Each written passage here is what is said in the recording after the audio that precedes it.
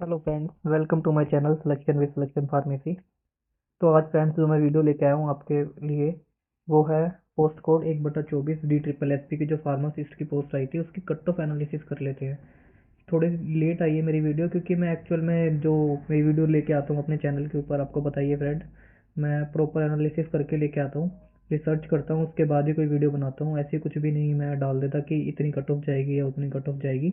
तो मुझे थोड़ा टाइम लगता है। तो आज मैं आपके लिए 3 अलग-अलग जो कट ऑफ्स हैं, जो ऑलरेडी DSSB ने पहले पेपर कंडक्ट करवाए थे, उनके बिहाफ पे एक एक्सपेक्टेड कट ऑफ लेके आया हूँ ई डोज़ियर भरने के लिए। बाकी आप अपनी वीडियो को शुरू करते हैं। चलो देखो, ये ना जो 3 पीडीएफ हैं, ये पहली जो पीडीएफ है ये है पोस्ट कोड 2/18 की। ठीक है, जिसका जो रिजल्ट आया था ना ये 18/3/2020 में आया था, देख सकते हो फ्रेंड्स। ठीक है, ये 2018 की पोस्ट है DSSB की। और मैं आपके लिए क्या लेके आया हूँ, एक तो ये पोस्ट कोड लेके आया हूँ, दूसरा पोस्ट कोड है ये DTC की जो आई थी आपकी। ठीक है, पोस्ट कोड 9/20 की। ये आपको पता है पोस्ट कोड 9/20 की जो DTC में वैकेंसी आई हुई थी हमारी, जिसका फाइनल रिजल्ट आया था 31/3/2022 को। एक इसके बेसिस पे और एक रिसेंटली अभी 69/24 की हमारी जिसका पोस्ट कोड का रिजल्ट आया अभी अभी मैं वो भी दिखा देता हूँ मैं फ्रेंड्स आपको। ये वाली हमारी ये देखो 28/10/2025 को इसका रिजल्ट आया हमारा। और ये पोस्ट कोड 69/24 जो कि लेटेस्ट रिजल्ट है। तो इन तीनों पीडीएफ के बिहाफ पे हालांकि मैंने और भी कट ऑफ एनालिसिस करी है, जो पहले 2014 में भी पेपर हुए DSSB के फार्मासिस्ट के, 2015 में भी हमारी वैकेंसी आई हुई थी, DAMB में आई हुई थी, दिल्ली जल बोर्ड में आई हुई थी। लेकिन उसका एनालिसिस करना हम वो मेरे को कोई मायने लगा नहीं, क्योंकि वो काफ़ी टाइम पुराना हो चुकी है एक तो वो, प्लस वो OMR सीट पे होती थी। और अभी फ़िलहाल जो हमारे पेपर हुए हैं, क्योंकि जो भी ये मैंने आपको एनालिसिस कर रहा हूँ, ये हमारे ऑनलाइन एग्ज़ाम जो कंडक्ट हुए हैं उनके बेसिस पे कर रहा हूँ। पहले के OMR एग्ज़ाम हुआ करते थे तो जो कैंडिडेट वगैरह हैं वो अपीयर भी कम हुआ करते थे। तो उसका मैं एज सच डाटा नहीं लेके आया, हालांकि मैंने वो भी देखी थी कि एक्सपेक्टेड कट ऑफ क्या जा सकती है। उसी के बाद ही मैंने एक वीडियो बनाई है। तो मैं आपको अब देखो मैं बताता हूँ कि एक्चुअल में ये जो वीडियो बनाई है मैंने, इसकी जो प्रॉपर मैंने समरी जो कर लिया है ना, वो समरी में दिखा देता हूँ आपको। देखो फ्रेंड्स, तो पोस्ट कोड सबसे पहले हम देख लेते हैं। पोस्ट कोड है 2/18। ये वैकेंसी जो आई थी ये हेल्थ एंड फैमिली वेलफेयर में आई थी। देखो टोटल वैकेंसी हमारी उस टाइम ना 251 आई थी, जिसमें से जो आपकी PH की थी, जो फिजिकली हैंडीकैप जो कैंडिडेट थे उनके लिए 40 वैकेंसी आई हुई थी। और जो एक्स सर्विसमैन थे उनके लिए 111 वैकेंसी आई हुई थी। तो ओवरऑल अगर मैं बताऊँ ना तो टोटल 251 वैकेंसी थी। ठीक है, अब 251 में से अगर मैं इनको देखो ऐड करूँ, 111 और 40 को अगर मैं ऐड करता हूँ ना, तो ये 151 वैकेंसी बनती हैं। इसमें से मान के चलो मोटी मोटी 251 में से जो 100 वैकेंसी थी ना, क्योंकि इनमें से कुछ रिजर्व वैकेंसी थी। ठीक है, OBC में भी कुछ वैकेंसीज रिजर्व थी। एक्चुअल में जो आपको 146 OBC की वैकेंसी दिख रही है ना, ये 146 नहीं थी। इनमें से जो एक्चुअल जो वैकेंसी थी ना OBC कैंडिडेट के लिए, वो लगभग 60 वैकेंसीज थी। ठीक है, तो ये जो कट ऑफ मैं बता रहा हूँ ना आपको, ये मान के चलना 146 पे नहीं है, ये 60 वैकेंसी के रिगार्डिंग कट ऑफ दिखाई है मैंने आपको। ठीक है, तो बाकी हम बात कर लेते हैं अब कट ऑफ की। देखो, तो टोटल ओवरऑल वैकेंसी कितनी बची हमारे पास, लगभग लगभग मान के चलो आप, ये 40 और 111 151 तो ये होगी, तो लगभग लगभग 100 वैकेंसी थी हमारी, जिन पे एक्चुअल हमारे को कट ऑफ देखनी थी। तो उसके रिगार्डिंग अगर आप कट ऑफ देखोगे ना, तो उस टाइम देखो टोटल कैंडिडेट कितने ने दिया था, तो 6350 कैंडिडेट ने ये टोटल पेपर दिया था। उसमें UR की जो कट ऑफ थी वो 99.25 थी। OBC की उस टाइम देखो आपकी फ्रेंड 70.24 थी। जब UR की 6 वैकेंसी थी ना, उसमें भी देखो कट ऑफ कितनी थी, 100 से नीचे ही थी। और ST की देखो 60.86 थी, SC की 68.63 थी, और फिजिकली हैंडीकैप की थी 60.86। और जो एक्स सर्विसमैन की 111 वैकेंसी आई हुई थी ना, उन 111 वैकेंसी में किसी भी कैंडिडेट ने क्वालिफाई नहीं किया था, एक भी कैंडिडेट ने क्वालिफाई नहीं किया था। ठीक है, तो इन्होंने क्या करा था, जो एक्स सर्विसमैन की एक्चुअल में जो पोस्ट थी जो किसी भी कैंडिडेट ने क्वालिफाई नहीं किया था, तो इन्होंने ये OBC या फिर UR कैंडिडेट में नहीं दी थी। ठीक है, ये फिल नहीं करी थी इन्होंने। तो एक्चुअल में जो ये कट ऑफ आई थी ना, तो वो ई डोजियर की जो कट ऑफ आई थी वो इन्हीं वैकेंसी के रिगार्डिंग आई थी। UR की लगभग 6 पोस्टें थी, और इसमें जो OBC की लगभग 60 पोस्टें थी। ठीक है, तो इस पे ये कट ऑफ आई हुई थी जो ई डोजियर की आई थी। तो अब मैं आपको दिखा देता हूँ, देखो अदर कट ऑफ देख लेते हैं हम। तो ये तो ई डोजियर की देख लो दोनों, ये सारी कट ऑफ आप देख सकते हो। इसके बाद नेक्स्ट हम पोस्ट कोड 9/20 की देख लेते हैं। देखो 9/20 की क्या है, अब एक चीज़ और मैं बता दूं आपको। देखो इसमें ना मिनिमम कट ऑफ भी होती है OBC की, UR की, SC ST की भी, जो कि DSSB ने फिक्स कर रखी है। UR के लिए आपकी कितनी कर रखी है, UR के लिए आपको एटलीस्ट 40% लाना पड़ेगा। पहले क्या होता था और अब क्या होता है, दोनों में डिफरेंस क्या है देखो। पहले ना ओवरऑल आपको 40% लेके आना होता था। जो आज से पहले पेपर हुआ करते थे DSSB के, तो UR कैंडिडेट होता था, तो चाहे वो Tier 1 या Tier 2 मिला के 40% लिया है, या पर्टिकुलर किसी Tier 1 में ही 40% लिया है, या Tier 2 में ही 40% लिया है। ठीक है, कुल मिला के उसे 40% जो मार्क्स थे ना वो सिक्योर करने होते थे, यानी 200 में से आपको 80 नंबर लाने ही पड़ेंगे। अब वो कैसे लाने वो आपके ऊपर डिपेंड करता था, चाहे Tier 1 में लिया हो, या टीयर 2 में ले आओ या दोनों में मिला के ले आओ। लेकिन आज क्या होता है, अब जब जरूर DSSB पेपर कंडक्ट करवाता है ना, उसमें ये DSSB ने ये क्लियर मेंशन कर रखा है, जो पोस्ट स्पेसिफिक आपका जो पोस्ट स्पेसिफिक होता है ना, आपका सब्जेक्ट पार्ट जो होता है, जैसे हमारा टीयर 2 होता है, ठीक है, तो उसमें आपको एटलीस्ट 40% तो सिक्योर करने ही पड़ेंगे, तभी आप फाइनल कट ऑफ में आपका नाम आ पाएगा ईडोजियर भरने के लिए। चाहे आपके नॉन टेक पोर्शन में कितने भी नंबर हो, उससे कोई मायने नहीं रखता। हालांकि जो टोटल मार्क्स हैं वो दोनों को मिला के बनाई जाएगी आपकी कट ऑफ, टीयर 1 और टीयर 2 को जोड़ के। लेकिन एटलीस्ट आपको जो आपका पोस्ट स्पेसिफिक जो सब्जेक्ट है ना, उसमें तो 40% आपको मार्क्स सिक्योर करने ही पड़ेंगे। लेकिन पहले ऐसा नहीं होता था। तो अब देखो आप, जैसे ओबीसी के लिए ना, तो ये यूआर के लिए तो होती थी मिनिमम 40%, ओबीसी के लिए होती थी मिनिमम 35%, ठीक है, और एससी एसटी के लिए होती थी 30%, इन दोनों के लिए होती थी आपकी 30%। तो लगभग लगभग आप देखो कॉमन देखोगे तो 30% लगभग 60 के आसपास ही गई है, मतलब मिनिमम कट ऑफ पे जितनी DSSB ने डिसाइड कर रखी है ना, उतनी ही कट ऑफ पे गई है। इसकी भी देख सकते हो आप, 35% है, DSSB ने डिसाइड कर रखी थी ओबीसी की 35%, तो लगभग 70 पे ही कट ऑफ गई है। वही मिनिमम कैंडिडेट ने क्वालिफाई कर पाया, उसका नाम आ गया था जिसने सिर्फ मिनिमम कट ऑफ को क्वालिफाई किया था, है ना। तो इसी बेस पे आप ये मत जज करना कि कट ऑफ हाई जाएगी।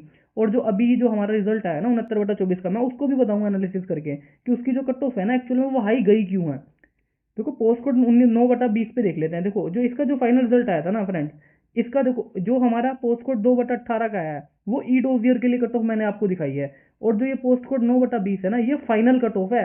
इसमें ई डोजियर की नहीं, डायरेक्ट फाइनल रिजल्ट आया था, वो भी मैं दिखा देता हूँ आपको, उसकी भी कट ऑफ दिखा देता हूँ। देखो इसमें फ्रेंड्स जो टोटल वैकेंसी आई थी ना, टोटल वो पोस्ट के लिए वैकेंसी थी 15, जिसमें से यूआर की आपकी 6 वैकेंसी थी, ओबीसी की 4 थी, ईडब्ल्यूएस की 1 थी, एससी की 3 थी और एसटी की 1 थी। टोटल 15 पोस्ट थी।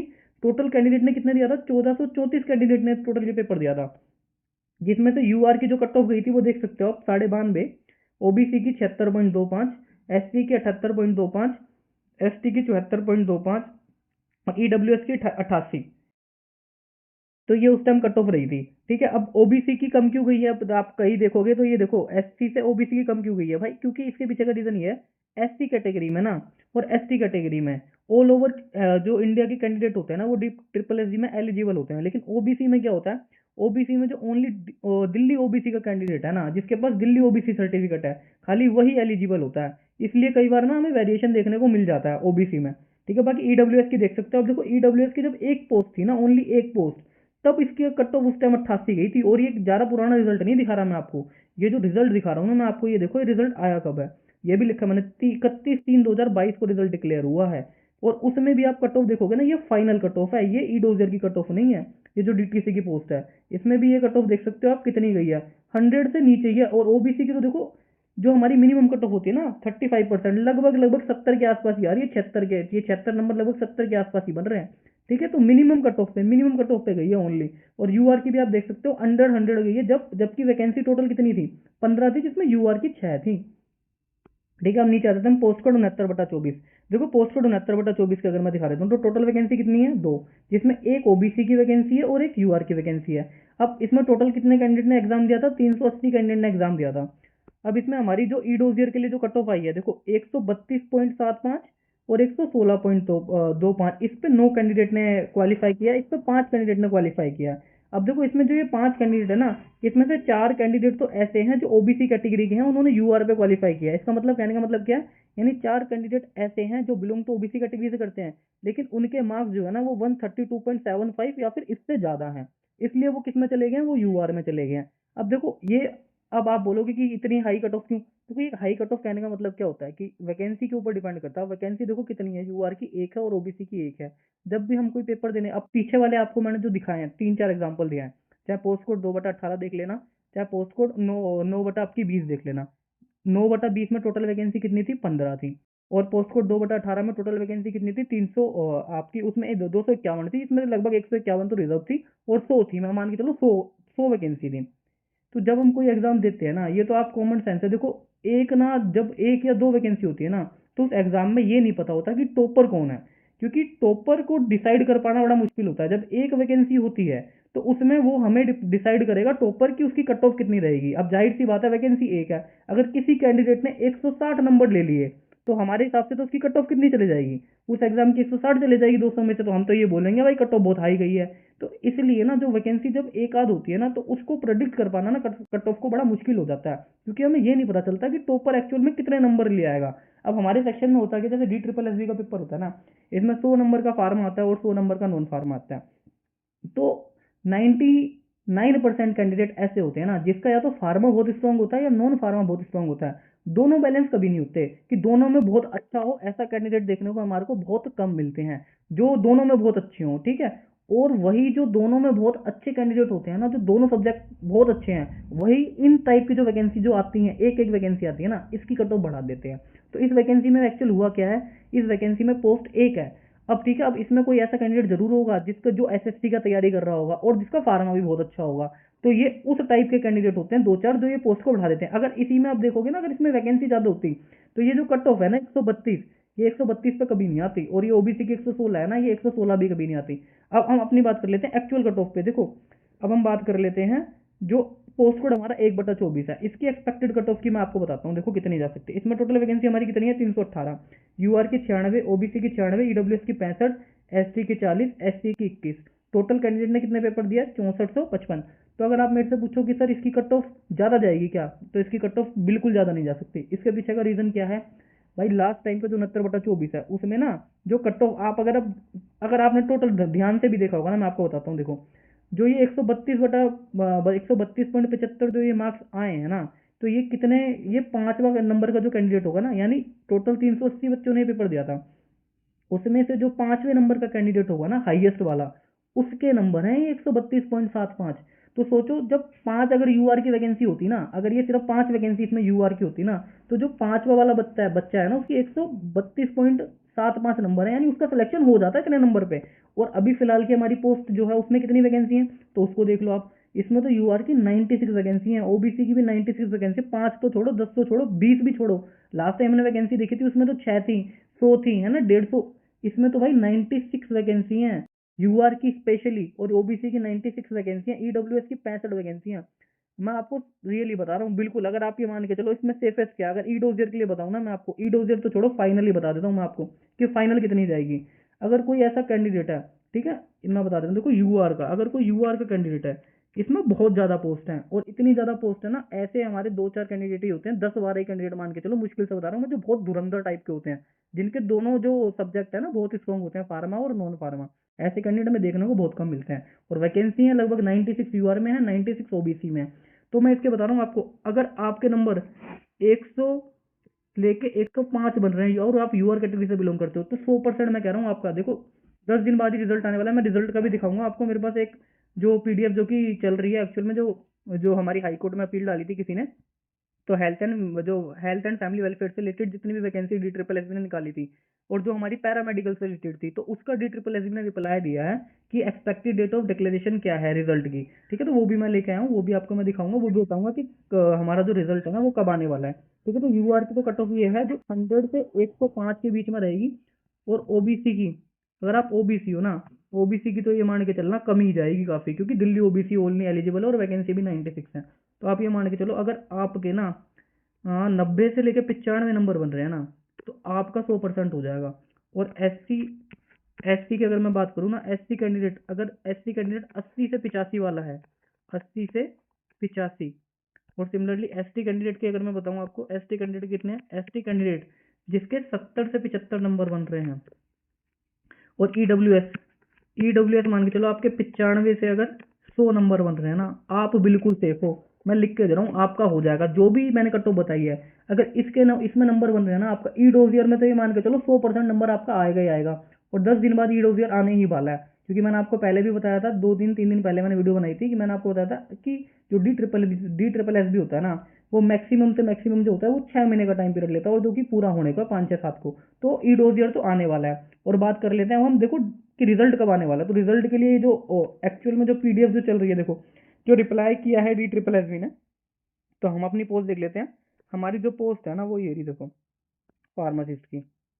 फार्मासिस्ट की जो उन्होंने बताया ना कि रिजल्ट अंडर प्रोसेस में, और टेंटेटिव डिक्लेरेशन ऑफ जो रिजल्ट है ना वो 15/12/2025 है। तो 15/12/2025 को यानी 15 दिसंबर 2025 तक जो DSSS है, जो पोस्ट कोड 1/24 है, उसका फाइनल रिजल्ट डिक्लेयर कर देगा। ये फाइनल रिजल्ट की बात हो रही है, और हमें पता है जो फाइनल रिजल्ट होता है ना, उससे ठीक 1 महीने पहले ई डोजियर आ जाता है। जैसे कि मैं आपको दिखाता हूँ इसमें, जैसे ये वाला देखो आप, इसमें आपको दिखेगा, देखो ई डोजियर इन्होंने कब बुलाया था, ये पोस्ट जो है टेक्नीशियन OTC CSSD की है, ठीक है। इसमें 30/10/2025 को इन्होंने क्या हुआ, ई डोजियर बुलवाया था, और फाइनल डिक्लेरेशन ऑफ रिजल्ट इन्होंने देखो क्या लिख रखी है, 30/11/2025, ठीक है। जस्ट 1 महीने बाद, यानी देखो 30/10/2025 को तो क्या है, ई डोजियर, और 30/11/2025 इन्होंने बता रखी है कि ये फाइनल डिक्लेरेशन ऑफ रिजल्ट है, यानी 1 महीने बाद। कहने का मतलब क्या है, जो फाइनल डिक्लेरेशन ऑफ रिजल्ट है उससे 1 महीने पहले ही कर लेंगे, ई डोजियर भरने को दे देंगे कैंडिडेट को, क्योंकि ई डोजियर भरने के लिए हमें 15 दिन का टाइम मिलता है अपनी, जिसमें डिटेल भरनी होती है, ठीक है। तो वो आपका ना, अब जैसे इन्होंने फाइनल रिजल्ट बता दिया 15 दिसंबर 2025, तो उससे ठीक 1 महीने पहले ये ई डोजियर दे देंगे। यानी मैक्सिमम से मैक्सिमम बता रहा हूँ मैं आपको, 15 नवंबर 2025, 15 नवंबर 2025 तो ये मान के चलो 100% आपका पोस्ट कोड 1/2025 का रिजल्ट आ ही जाएगा ई डोजियर के लिए। हालांकि मैं आपको पहले ही बता रहा हूँ, उसका 15 नवंबर 2025 तो छोड़ो, आप उससे पहले ही आ जाएगा। आपको 10 नवंबर 2025 से पहले पहले 10 नवंबर 2025 से पहले पहले आपको ई डोजियर के लिए जो फिल करने के लिए है ना, ई डोजियर फिल करने के लिए पोस्ट कोड 1/25 के लिए, और पोस्ट कोड 1/2024 के लिए 100% देखने को मिल जाएगा। और ई डोजियर भरते टाइम बड़ा ध्यान रखना, क्योंकि फिर ऑब्जेक्शन लगते हैं, तो फिर आपको ऑब्जेक्शन क्लियर कराने में टाइम लगता है, फिर आपकी ज्वाइनिंग प्रोसेस भी डिले होती है। तो आप ध्यान से ई डोजियर वगैरह भरना, और जो भी अगर आपको ई डोजियर से रिलेटेड डाउट है, ठीक है, वो आप मेरे को कमेंट बॉक्स में बता देना। अगर भरते टाइम अगर कोई दिक्कत आएगी तो मैं आपके लिए वीडियो बना दूंगा, और कोई भी कहीं भी इशू आएगा तो आप मेरे से कमेंट बॉक्स में पूछ सकते हो, ठीक है। बाकी वीडियो को हम यहीं ख़त्म करते हैं। वीडियो को लाइक कर देना अगर अच्छी लगी है तो आपको, कमेंट कर देना वीडियो के ऊपर। बाकी चैनल को सब्सक्राइब कर लो, क्योंकि कोई भी लेटेस्ट अपडेट आएगी तो आपको हमारे चैनल पर ज़रूर मिल जाएगी। Thank you and have a nice day.